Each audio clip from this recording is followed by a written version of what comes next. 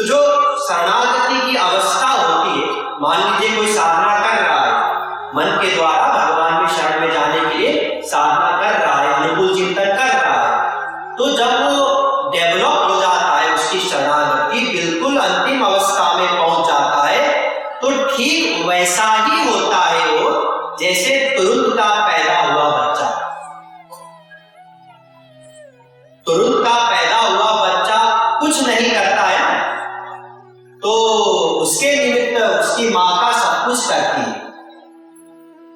जैसे जैसे ज्यों-ज्यों वो कुछ करता है बच्चा, त्यों-त्यों माँ भी कुछ कम करती है। जब वो बच्चा सब कुछ करने लगता है, तब माँ अब कुछ नहीं करती। अब डांट दिया है, अभी उठा नहीं, अभी तक नहाया नहीं, रोज रोज तो आप नहलाती थी, अब माँ नहीं नहलाती, क्योंकि वो अब खुद कर रहा है। तो अभी हम लोग खुद कर रहे हैं, कर्तृत्व तो विमान है, अभी मैं करता हूं, ये फीलिंग है। जैसे जैसे हम साधना करेंगे, वैसे वैसे फीलिंग अंदर से नहीं रहती है कि मैं करता हूं। तो धीरे धीरे हम उसी अवस्था में पहुंचेंगे जैसे तुरंत का पैदा हुआ बच्चा। अब भगवान ही उस भक्त के लिए सब कुछ करते हैं। तेषां नित्याभियुक्तानां योगक्षेमं वहाम्यहम्। 9:22 खुद वो कुछ नहीं करता है, तस्य कार्यं न विद्यते, कोई प्रयोजन अपना कोई कार्य नहीं होता है। अस्तु, कुछ नहीं करना यही शरणागति।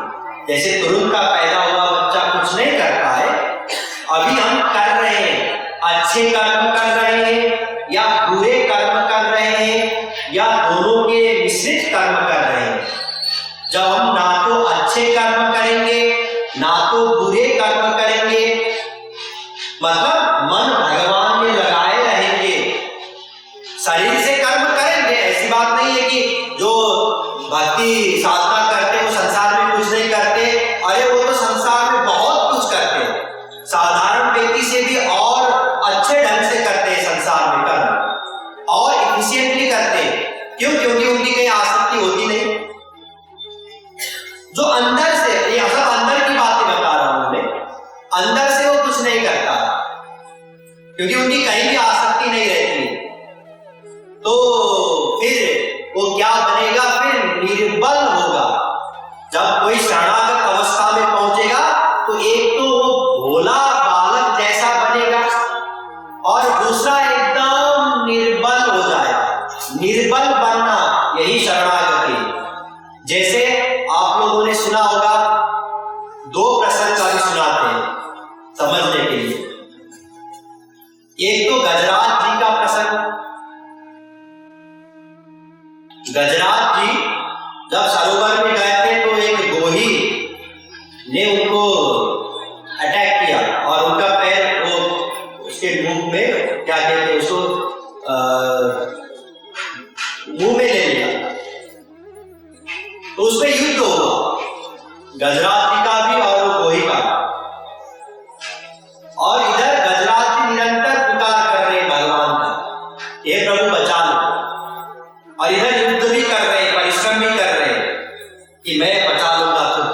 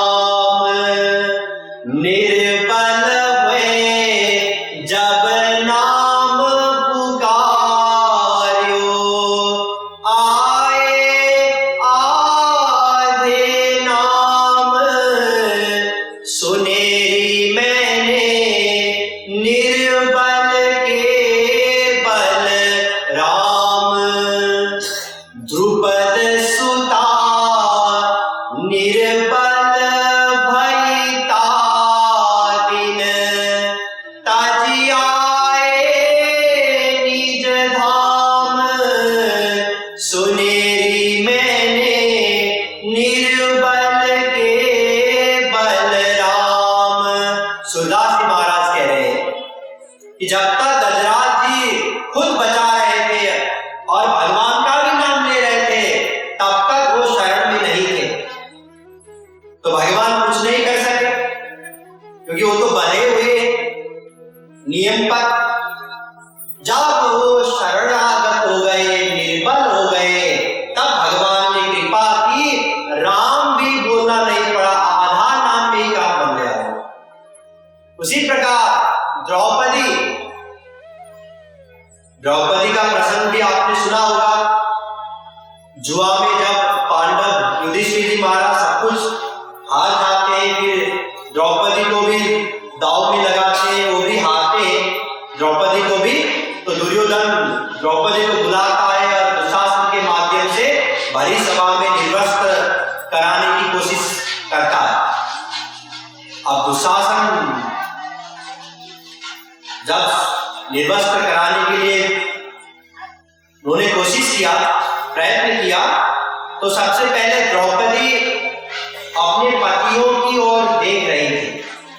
पतियों का बल था कि मेरे पति ऐसे ऐसे धुरंधर है, धनुर्धर है, पहलवान है, पराक्रमी है, कि अगर यमराज भी युद्ध करना चाहे तो सोचना पड़ेगा उनको, ऐसे पराक्रमी है। लेकिन क्योंकि हार चुके थे अपने आप को, जुआ में दास बन चुके थे, तो दास का तो कोई अधिकार होता नहीं है, तो सबने सर नीचे कर दिया। फिर द्रौपदी ने सोचा कि ये सभा में इतने बड़े बड़े धर्मात्मा है, द्रोणाचार्य जी, कृपाचार्य जी, भीष्म पितामह इत्यादि, इनके रहते हुए ऐसा दुष्कर्म कैसे हो सके। लेकिन सभी राज धर्म से बंधे हुए थे, इसलिए कुछ नहीं कर सकते थे, सबने अपना सिर झुका दिया। फिर द्रौपदी को अपने शरीर का भी बल था, सबको होता ही अपने शरीर का बल।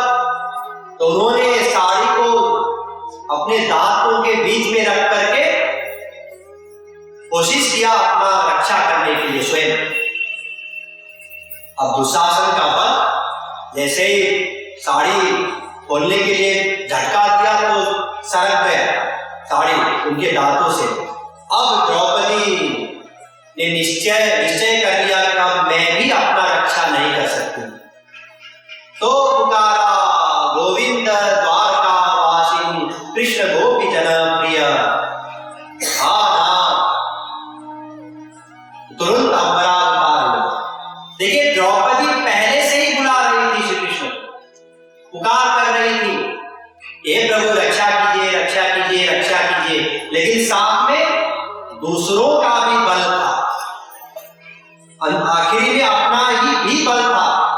लेकिन जब निर्बल हो गई, तब भगवान उसी अंबर से, वस्त्र से प्रकट हो गए और रक्षा कर लिया भगवान ने। इसलिए शरणागति का तात्पर्य है निर्बल होना, कुछ ना करना, मतलब निरंतर मन भगवान में लगाना अनुकूल भाव से, यही शरणागति है। समझ में आ गया? देखिए लिंक भी समझ लीजिए, भगवान के शरण में जाना होगा कैसे? मन से, अनुकूल भाव से। फिर भगवान क्या करेंगे? कृपा करेंगे। जब भगवान कृपा करेंगे तो अपना दिव्य इंद्रिय मन बुद्धि देंगे भगवान, फिर हम भगवान को जान सकेंगे। जैसे ही भगवान को हम जानेंगे, भगवान को प्राप्त करेंगे, तो अनंत सुख से युक्त बनेंगे, अनंत सुख मिल जाएगा। लेकिन हम अनंत सुख चाहते हैं, वो अनंत सुख भगवान ही है, इसलिए भगवान को प्राप्त करना होगा। भगवान पहले से प्राप्त है, इसलिए केवल जानना होगा। जानने के लिए हम असमर्थ हैं, भगवान की कृपा की अपेक्षा है। कृपा भगवान तब करेंगे जब हम भगवान के शरण में जाएंगे। भगवान के शरण में मन को जाना होगा, निरंतर लगाना होगा और अनुकूल भाव से लगाना होगा। अब हमारी स्थिति क्या है?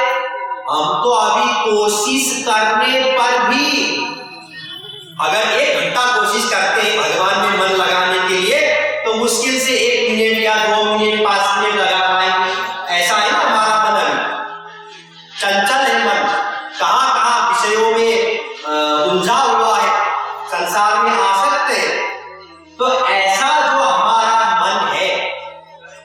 ऐसा मन हो, शरणागत वाला मन, मतलब निरंतर भगवान का चिंतन चलता रहे अनुकूल भाव से, वैसा मन बनाने के लिए मार्ग क्या है, उपाय क्या है, कैसे हम अपने मन को वर्तमान स्थिति से शरणागत की स्थिति में पहुंचा सकते हैं, ये मार्ग